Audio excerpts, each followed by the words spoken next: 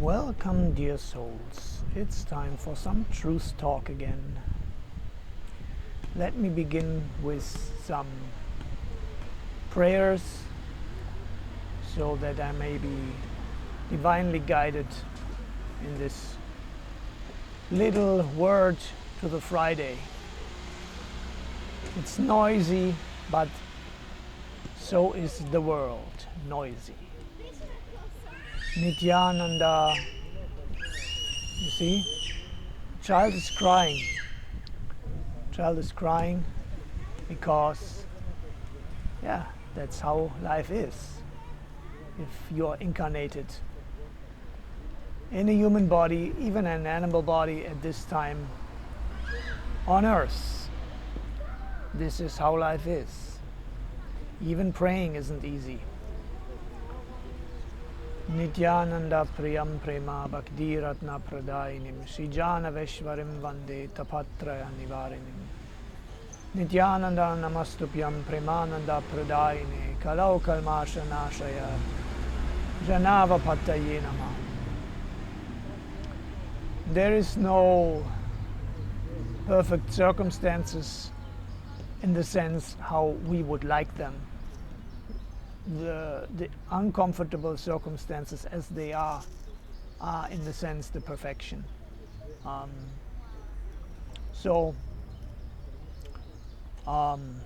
Today was overshadowed by the information about the death of a colleague at work who passed away alone in her home. We don't know yet exactly why, but it's pretty sad in a sense. She was having a tough life and giving herself a tough time also due to her programming, right? Trying to cope with the harsh reality of life as best as she could, as we all do. So this also was a strong reminder of the severity of my own journey. There's so many angles from which I could talk, but I don't want to make this, a story of lament or self-pity or anything, but if we would all just acknowledge that this journey is a tough one, especially, look, those who are more unconscious, they suffer unconsciously and they numb themselves with narcotics in different forms, be it painkillers, be it alcohol, any other drugs, distractions, etc. And for some that works pretty well if their karma isn't too bad, and for others it leads them further into darkness. To all of them it leads them further into darkness, but anyway. But then again, if you awake to the greater reality of the great consciousness of the reality that you're an eternal soul and such, and you try to live from soul, from the heart, and then you are surrounded, depending on where you are and what is your karma, and so surrounded with an ocean of more or less self-forgetful souls. It's also pretty tough, and it's then also a very lone journey, because hardly anyone can relate to you, and I could tell so many things that happened in my life, and especially in the last few years also. And so what I wanted to say is that this death of the colleague really hit me in a sense harder than expected, and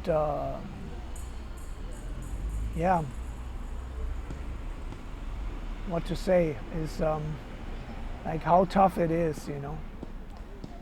She was also living alone,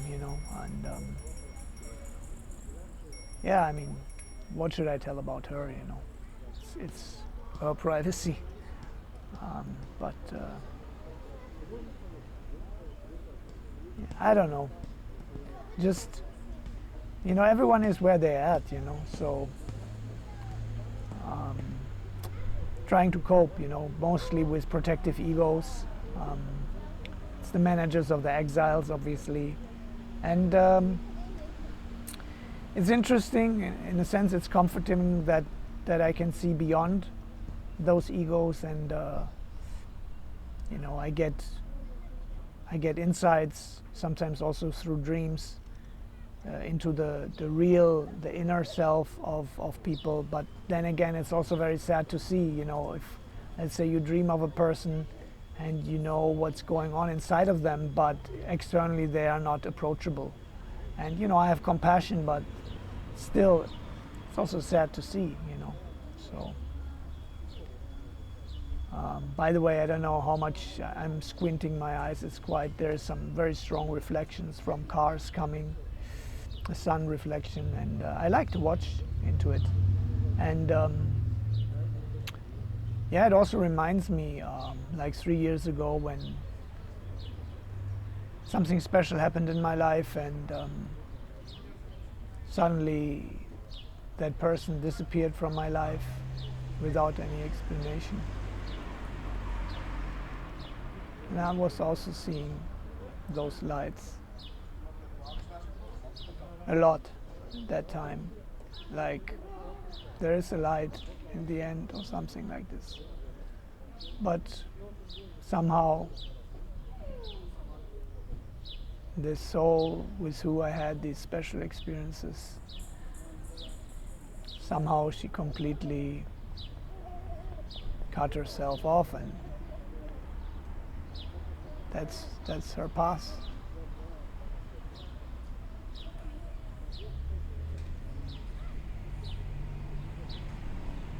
And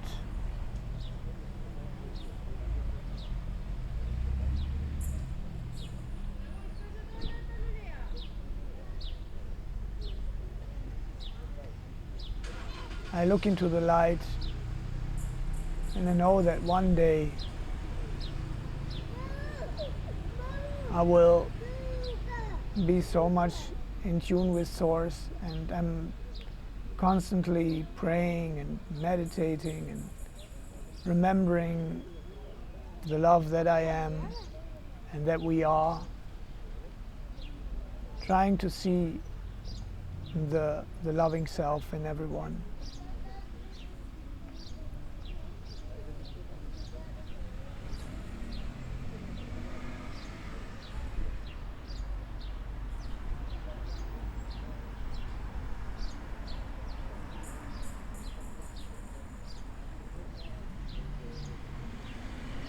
But nonetheless, what is also not to be underestimated is spiritual bypassing, in the sense that, you know, we just make walls around our hearts and souls, and we're actually living in a spiritual ego and pretending or imagining ourselves to be detached and immune to the feelings that arise. And yeah, it's also a dangerous trap that, you know, probably also needs to be experienced. And yeah, ultimately we all have to love ourselves more, then we can love others more with all, you know, what they, all the baggage that they carry and that we carry, and all the different parts that are surrounding our true essence, self, loving self.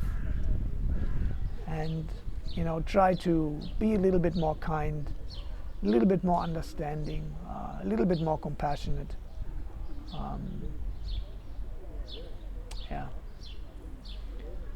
So, and yeah, blessed are those who at least have someone in their life to talk to, and also have the courage to open up about their burdens, their sorrows and such, because a shared burden is half a burden. And especially for men, it's even more difficult, more tough, because society and also the unawakened female cannot really handle a man who's, or let's say not a man, because we're not men and women, we are let's say eternal conscious particles, and we have both the male and female aspects in us, and what to say. So yeah, a soul incarnated in a male body, it's even tougher for them. Even you can see, females, they hug each other more, they massage each other more. Sometimes they hold hands, and they more openly share from their heart and their emotions. But among men, it's much more difficult, and and then if a man opens up to a woman, it's another whole dangerous story. If the woman isn't awake enough and mature enough, if they're a loving couple, she may lose attraction, see it as a weakness. Maybe it's overwhelming her because she hasn't, learned to handle her emotions properly, etc., etc. So I have tales to talk about this. I don't know. Maybe one day I will, I don't know, record my story in more detail if I have the time. But who cares, it's just another tale of sorrow in a sense, with some light moments and with some hope that, when all the shadows and burdens and exiles are freed from the dungeons and accepted and reconstituted and such, we can be in the self and connected to God's source and be the love that we actually are, beyond all the imprints in the fabric of consciousness, or whatever, the chitta. So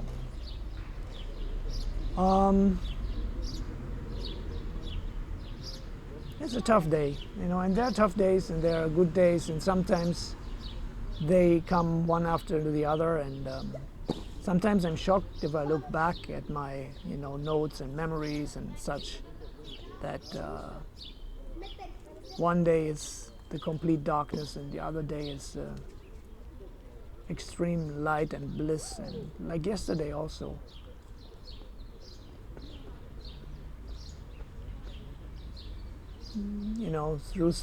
Probably through some connection with a significant other soul, I was experiencing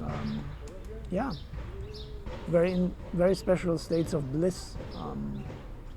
It lasted for several hours, and today I'm facing the shadows, the suffering parts, the burdens, the tragic of life and loss, and don't tell yourself, we are not this body and la la la, yeah, right.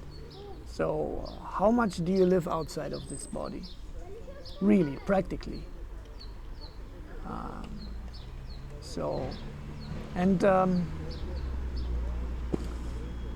It's not for everyone also, so have to be realistic also. Anyway, somehow I always wish to, heavy talks, to end them on a lighter note, to give some hope and such.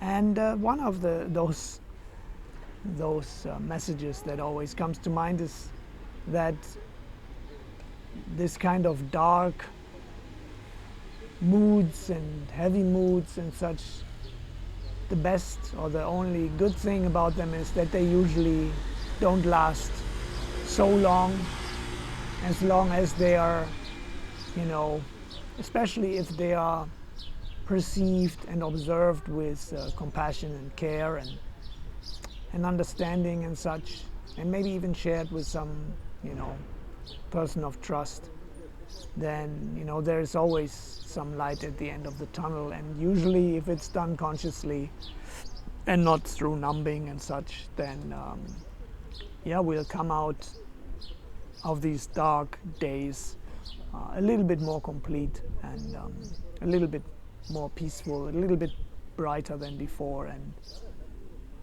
so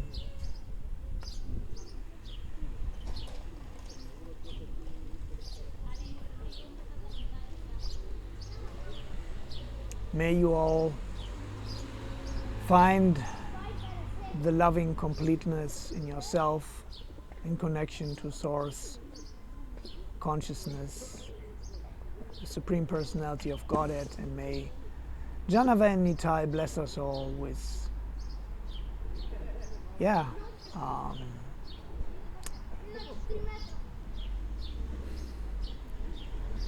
the ultimate magnanimity. That's something like, I think, a mix of compassion and grace and kindness. That's really what we need. And may the Om Love be with you. Jai Janitai, Jai Janitai, Jai Janitai.